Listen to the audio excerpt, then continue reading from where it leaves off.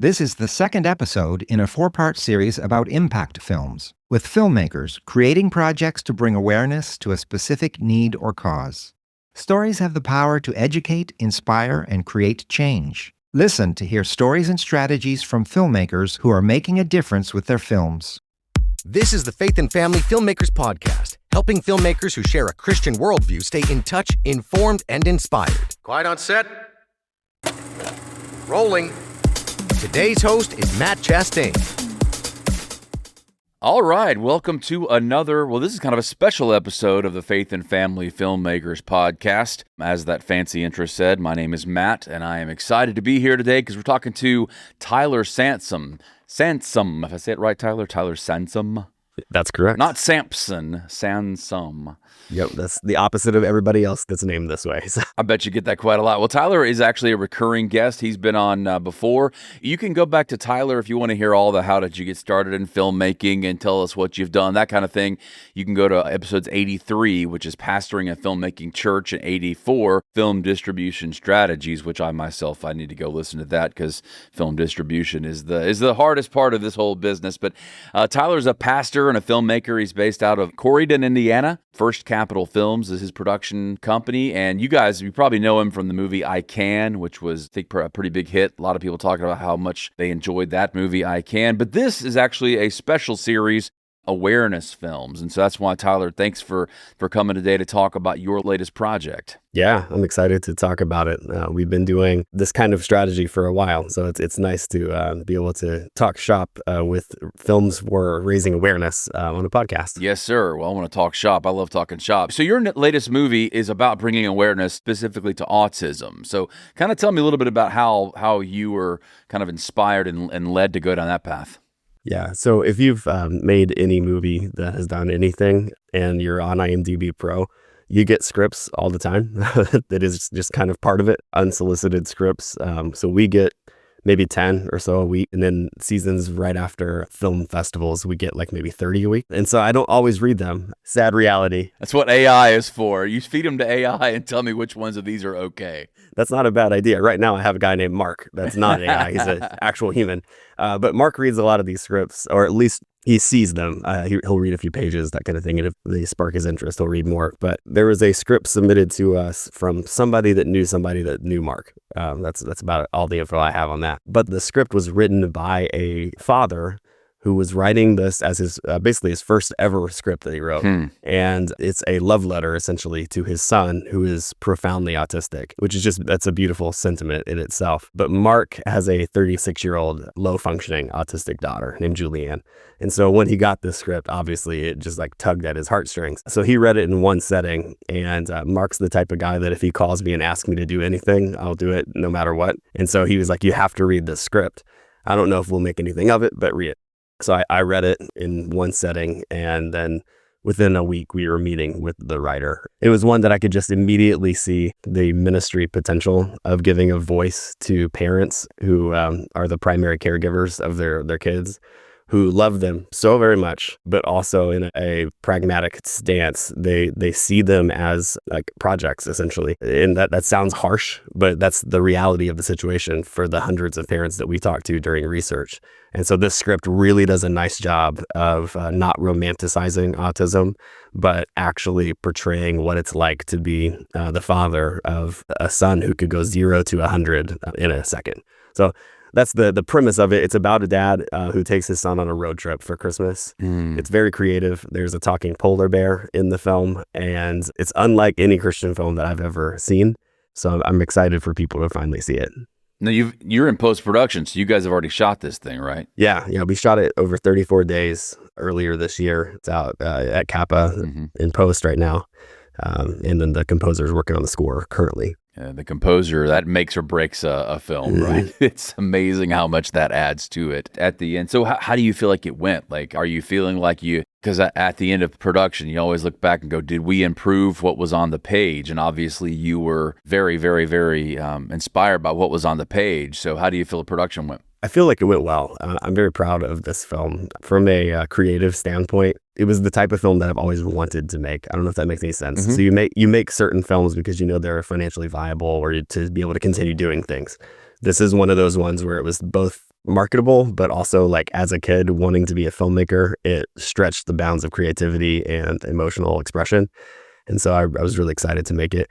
And I think that the actors specifically just knocked it out of the park with these roles. Very challenging roles. The lead kid had to be both autistic and not autistic. So there's dream sequences where this father is dreaming that his son is normal, which is like incredibly powerful to get that honest. But try finding a like 18 to 20-year-old actor that can convincingly play autistic and also not autistic at the same time. So tough role. That sounds, how did that actor prepare for that? I mean, just spend time around autistic people? Yeah. He ended up volunteering at 3 organizations in Oklahoma City, where he's from, to just be around people with autism. And then he interviewed parents, and he spent time with the real life Elijah that the dad wrote the movie for. So yeah, he just dove into it and really, really did a nice job. But as the director, you have to get him prepared, not just to kind of mimic the behavior of an autistic person, but to somehow try to understand that mindset. It makes sense to me. I heard years ago that, autism is not, I mean, obviously there's low functioning autism, but it's not necessarily a disease, quote unquote. It's a different operating system. But how does an actor then go prepare and understand the mindset and understand how to think like an autistic person? So what was, I think, a smart move, and I'll take just a little credit for it, but it was mostly just my whole team. We surrounded ourselves with people that were either parents of severely autistic people or they were on the spectrum themselves. So like our assistant director is on the spectrum, the editor of the film on the spectrum, the script supervisor, her brother is not only on the spectrum, but has cerebral palsy. The lead that plays the dad, so he's one of our named actors, has an 8-year-old profoundly autistic son. So his platform is autism awareness. So this was a deeply personal film for him. And then Mark, my kind of right-hand man, was on set the entire time, who's been a parent of an autistic daughter for 37 years. So surrounding the kid, his name's Caleb, surrounding Caleb with all of that really helped, because it wasn't just me making calls as the director. It was, hey, John, how does this actually play out? Hey, Mark, how does this, like, realistically, does this feel like we're honoring the subject matter? So that was helpful. Yeah, that it makes the question of what's my motivation so much more complicated when your motivation is based on a completely different operating system of the brain. So this is an awareness film. This film is, like you say, a love letter from the father to the son. But I imagine this is going to be hugely impactful for any parent who has had to struggle to figure out how to raise an autistic child. Yeah, I think it will be impactful for any parent on certain levels, period. But one of the things that we learned, so we probably talked to like 100 different families, and their main complaint within both secular and faith-based films when it comes to autism is the lack of authenticity. Yeah.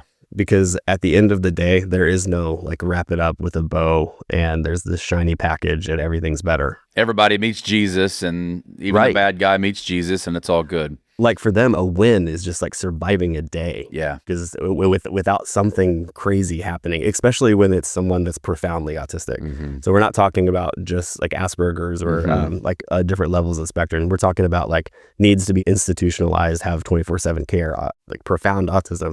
These parents, they go through the ringer. We got letters from a couple of them that were just so honored that were telling their story. But they said things like, we pray every day that our kid will die before we do because we don't know what's going to happen. And like, I've never heard parents pray that before. And so I think this film will be giving a voice to those people. Right now in our country, it's 1 out of every 200 kids is profoundly autistic. That's like an insane stat. And a group of people that we just don't talk about very often. It's a little bit more in the media now, but we don't talk about it authentically. We love to talk about the people with autism that have these crazy skills. Yeah. Like they're amazing piano players or mathematicians and things like that. But very rarely do we talk about just like the normal mom and dad just trying to make it and love their kid the best way they can without any playbook at all.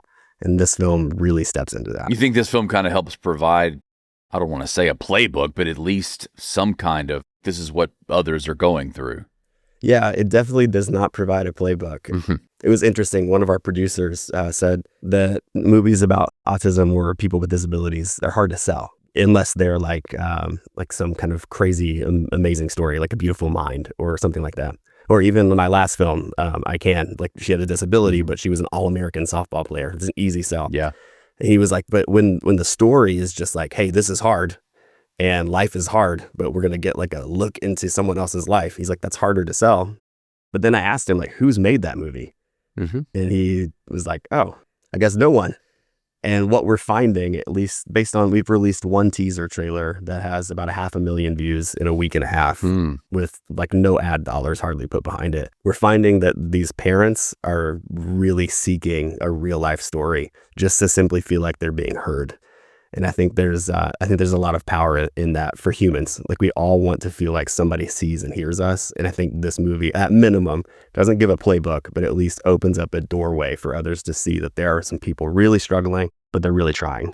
Yeah, man. I dig that a lot because you go out in public and every now and then you'll see parents, and oftentimes they're older parents. They're in their 50s or 60s, and they have these, like you say, severely neurodivergent children who are in their teens or 20s or even 30s. And it's every single moment they are having to focus on their child. It's like they are having to really sacrifice their entire life. And it's a big sacrifice. It's very difficult on the marriages usually. And so it's easy to see why they would look around and go, does anybody see what we're going through? Because for the rest of us, I have no idea how to help with that. I don't even know how I could handle that. That's so overwhelming. They see the movies. There was one that came out this year, 2 in a row. One was called Ezra, one was Unbreakable Boy, both really good films. Mm-hmm. But at the end of these movies, there's this big positive outcome, and it kind of like everybody's got this happy ending. And in that community, for a regular moviegoer, those might be great movies. For that autism community, it's like a rose-colored glasses look on what life looks like, because every moment is a struggle for them. And it's not that they don't love their kids. It's just that life has dealt them a really challenging hand, and they have to figure out how to love them and survive at the same time. Take your media mountain with Content Christian Media Conference. Join hundreds of filmmakers, actors, screenwriters, podcasters, and authors on September 22nd to 26th at the 40-acre Christian Film Studio, Capernaum Studios in Poolville, Texas. New this year, hands-on training in acting, writing, cinematography, editing, AI, VFX, and more. Grow in your craft with over 45 workshops.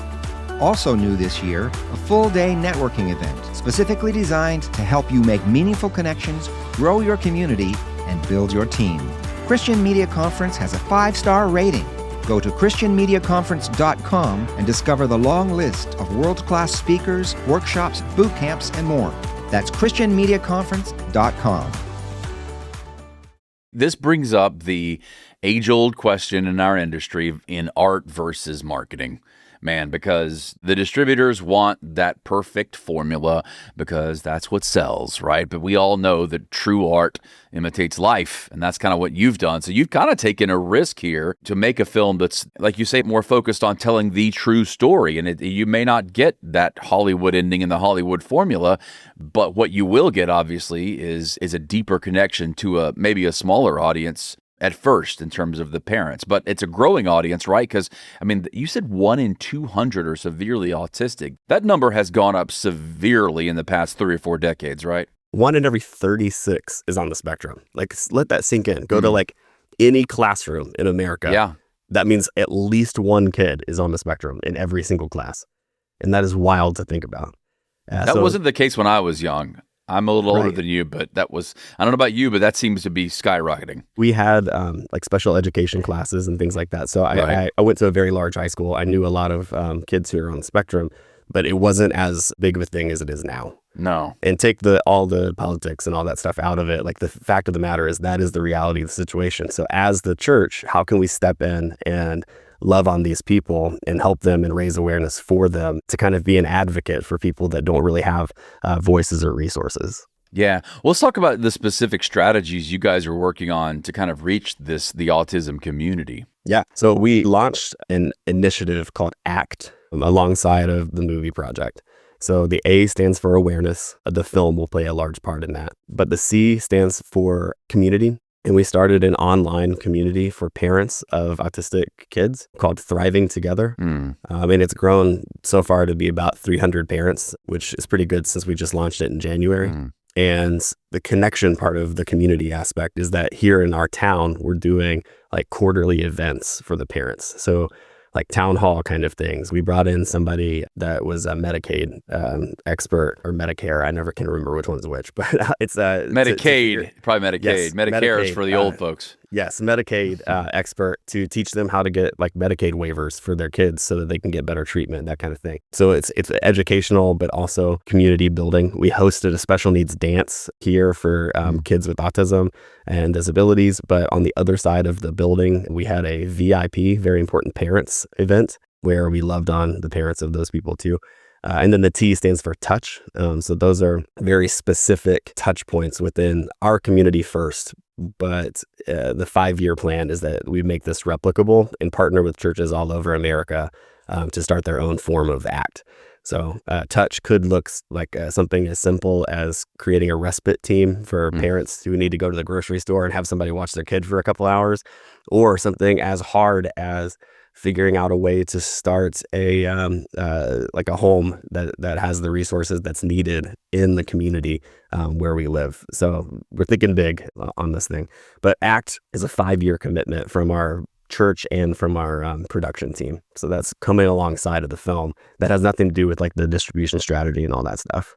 It sounds to me like your film is here to serve ACT and not vice versa, where I think a lot of, because you say it's not part of the distribution strategy, a lot of the distribution types are just thinking money, money, money, money, money, and so let's start something like ACT to serve the film, but you're kind of... It's the opposite. It's the opposite, which means you're doing it the right way. So with the distribution strategy, this is Tuesday, May 27th at 10:55 a.m. So it could change by 11. Yeah. But here's what we're working with right now. It's a long strategy to get to a national streaming release. Like with ICANN, it was easy. People had interest. We put it in 300 screens across the country, which for an independent film is like quite a large theatrical release. We'll get back to that in a minute. I want to talk about the P&A on a 300 screen release for an independent film, but we'll get to that in a minute.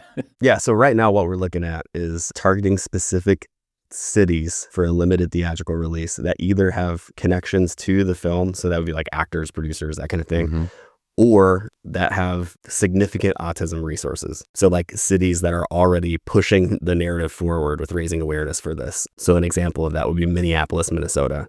They're like one of the top cities in the country that have the most resources per capita of autistic families. We selected like 40 cities. And what we're going to do in those 40 cities is do extremely targeted PR for those specific areas. Now, normally in a movie, you'd go for national PR first. Like for ICANN, we did Major League Baseball Network. We were like featured on there, Good Morning America, that kind of thing.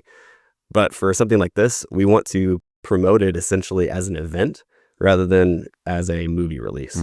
So we would go for like the Fox affiliates of the cities rather than Fox as a whole. I don't know if that makes any sense. Oh, yeah. Because at these cities, we are going to do red carpet events at each of these selected cities specifically for the autism community. So a day before the movie comes out, the goal is to have a big red carpet event either at the theater or at a local church or community center, have paparazzi there, make it like a night that these families will never forget, to be able to serve them, but also then that's gold for PR for us. Yeah. That's a huge marketing boost for when the movie comes out on the Friday. So while all that's happening, we are at that point working with streaming services to negotiate which deal is the best for us. And then the following year, let's assume this would be like November of this year. So the whole 2026 would be Q&A tour with the film. We have about 10 locations that we're going to do that with.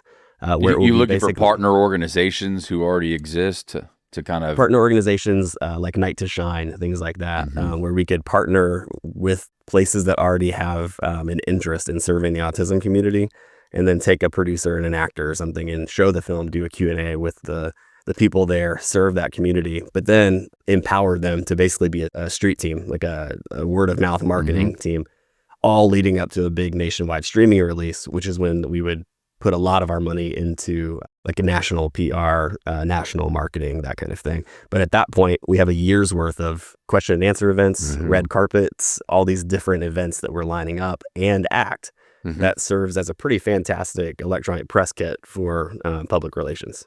I don't know if that makes any sense. That's a lot of info. No, it That's makes where we're at total right now. sense. It's the long game. I promise you, there are filmmakers out there right now going, I just want to make a movie and somebody put it out into 1,000 theaters and everybody see it. I don't want to have to go through all that. But it's not only a smart strategy, it's a smart way to get this film out there to raise that awareness. Well, and like we're not working with millions and millions of dollars of Right. P&A. We're talking like hundreds of thousands of dollars of P&A, which is like, praise God, that's amazing. Yeah. But it's still pennies compared to Hollywood, and so we're trying to stretch that budget and be as strategic as possible to leverage guerrilla marketing more than just throwing dollars at it. But that's the right strategy. You're on the right track with that.